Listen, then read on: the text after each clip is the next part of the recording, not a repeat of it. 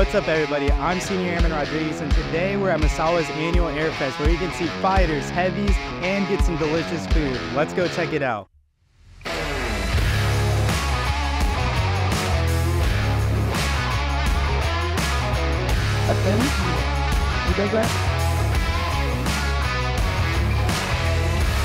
How important is it to host something like the Air Fest? I think it's very important, and it showcases the strength between the Japan Self-Defense Forces, in this case Japan Air Self-Defense Forces, and the U.S. You put some time in with the Navy. What's some words of advice that you would have for a new sailor? Words of advice? That's a great one. The thing is, work hard and always keep learning. Each day learn something new, either about yourself, about your job, or about the service or the country you're in. How's Air Fest been, and how have you liked Misawa so far? It's been a great time. So this is my first time coming up here for this Air Fest. Met a lot of amazing people. Weather's been nice to us, no clouds in the sky. Yeah, the wings are blue. Yeah, their performance is excellent. That was like probably one of the best parts of it all. What's your favorite American food? Really got hamburger. Hamburger. Everybody wants to know how it's like getting in that F-16 and feeling the G-force. Could you describe it for them? I'd say it's like flying your own personal roller coaster in a way. The G's are really fun, they're really tough. After 7.5, it starts to feel like your body just kind of turns to granite. So whatever position you're in, whenever you pull back on the stick and pull into the G's, there's the one you're stuck in, which is a pretty interesting experience, but a very fun one. You've been here in Misawa for how long, and what's the experience been like so far? I've been here since the beginning of November. And this is my first time in Japan, and I gotta say, I really do love it. The people are super nice, and sushi's my favorite food, so that kind of worked out, to be honest. How long have you been working here in Misawa, and how long have you been out of the ball game? So I retired from the Navy 15 years ago after serving 25 years, and I've been in Misawa 5 weeks. So I'm brand new in country, and I'm the financial planner for our military personnel. Financial planning is a huge part of military services because, you know, some people come in, they don't know what they're doing with finances.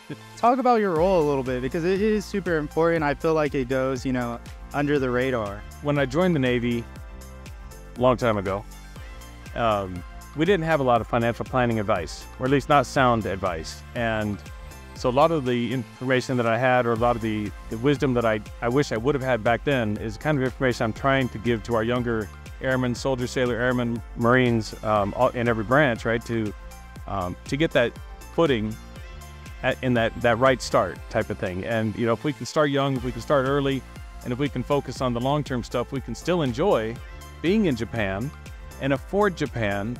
And then when we get old like this, right, we can have a little bit of money later on in life too. How does it feel jumping out of the aircraft and landing for all the people to see? What's the adrenaline like? This was really exciting because I've never jumped in Japan before, but if you've ever put your hand outside of a door or outside of a window when you're driving really fast down the road, it kind of feels like that, but all over your body.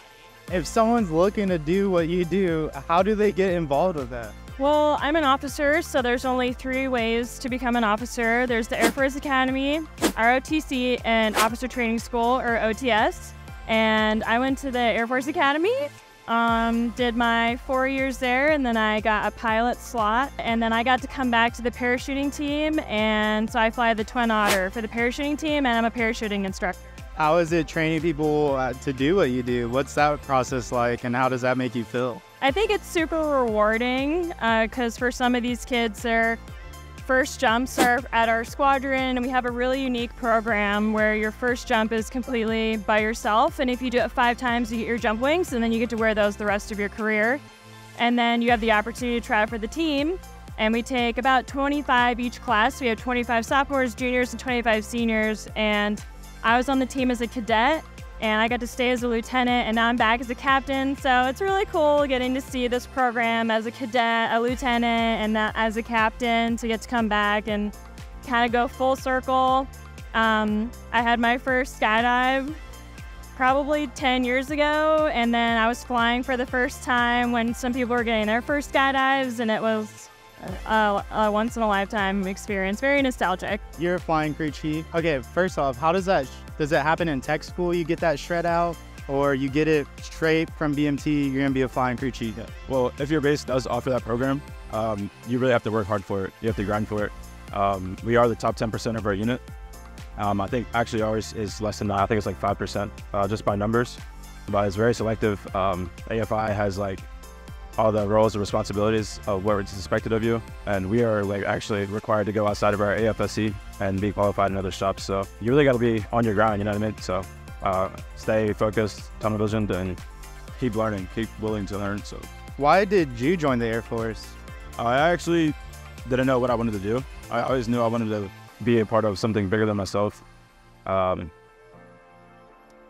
don't know about the Air Force, but I always wanted to do military in some way. Honestly, like Marines, but yeah. Hey, don't put that in there. Now just play. After doing some research, yeah, this seemed like the best route for me. So how's your experience been so far in Japan? It's been a culture shock.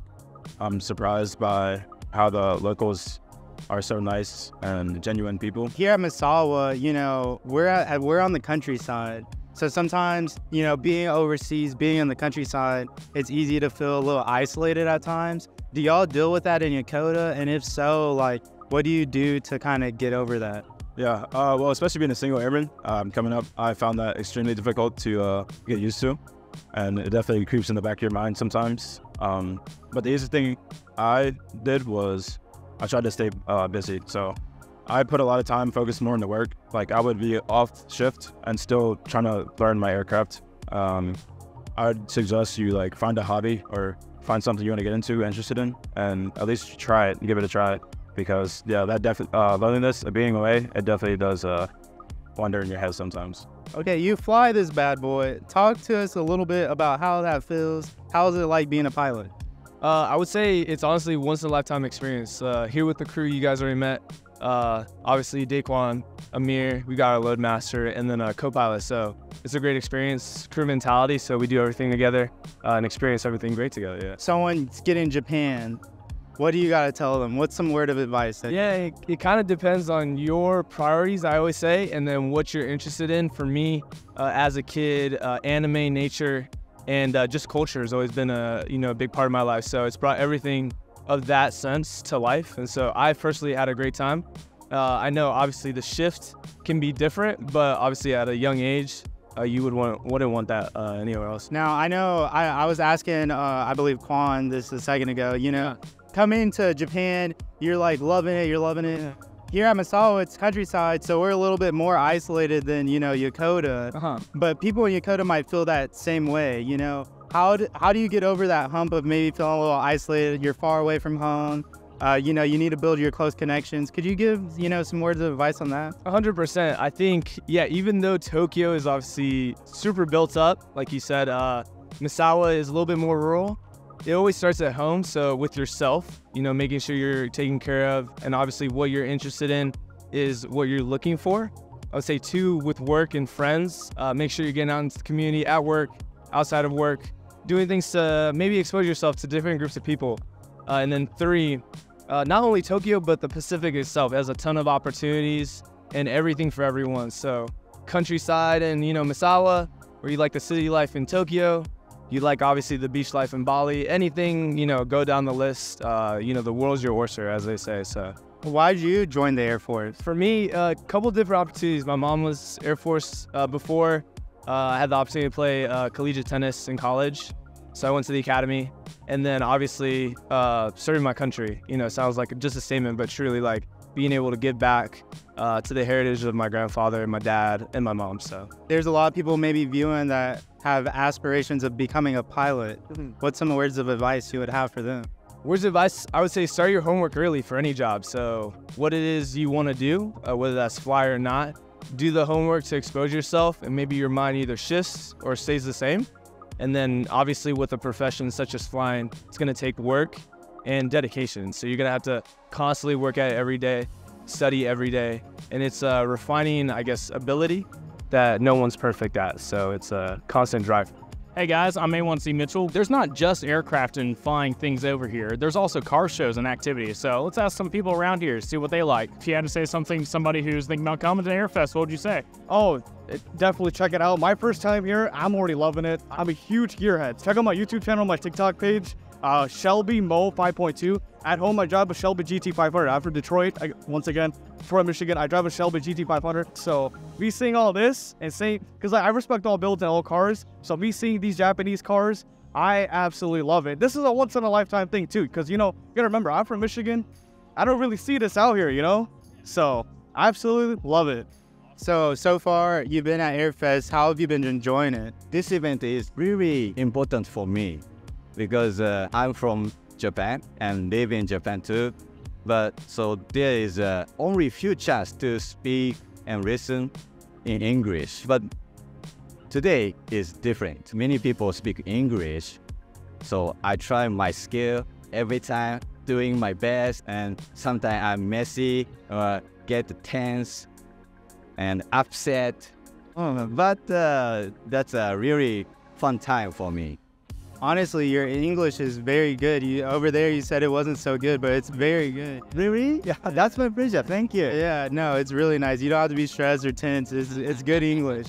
You might speak better than him. Yeah. I'm just acting. Well, thank you so much. I appreciate it, MC. Nice meeting you. I like the fit too. It's nice. So, sugoi. As Airfest comes to an end, I'm afraid I must go. Thank you everyone for watching. I hope you enjoyed it as much as I enjoyed creating the video. If you didn't get to come this year, you always have next year to look forward to. Misawa Air Fest is always a blast. We'll see you next time.